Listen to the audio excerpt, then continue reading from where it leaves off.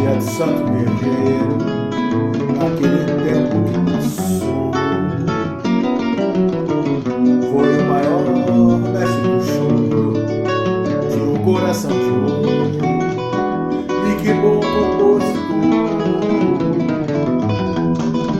foi carinhoso e foi ingênuo, e na roda dos boêmios sua flauta era rainha, e de samba, choro e serenata, como era doce o som de prata, doutor, que a flauta tinha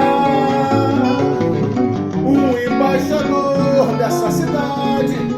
Meu Deus do céu, mas que saudade que dá do velho Pixinguinha, veio da terra de sangue de Mali, uma falange do rei, filho de Ogum e São Jorge no batuqueji de Pegueli e Iaú.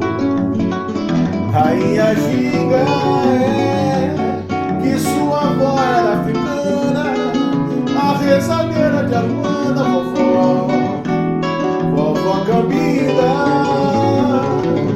Só quem morre dentro de uma igreja tira orixá, louvado seja Senhor, meu santo Pixinguinha.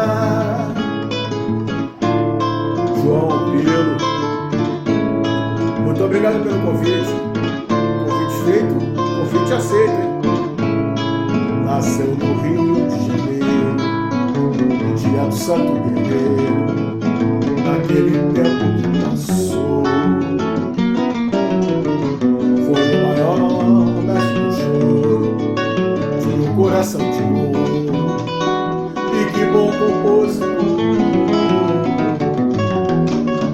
foi carinhoso e foi ingênuo, e na roda dos boêmios sua flauta era rainha, e de samba, choro e serenata, como era doce o som de prata, doutor, que a flauta tinha um embaixador dessa cidade. Meu Deus do céu, mas que saudade que dá do velho Pixinguinha, veio da terra de sangue de Mali,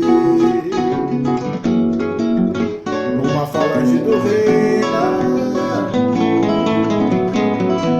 filho de Ogum e São Jorge no batuqueji de Pegueli e Iaú.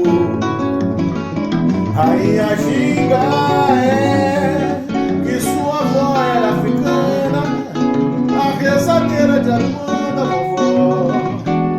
vovó Cambida.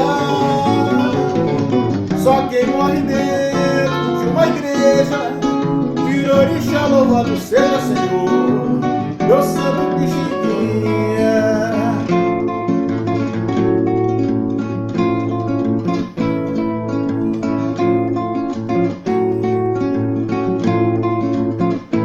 Valeu, Pio.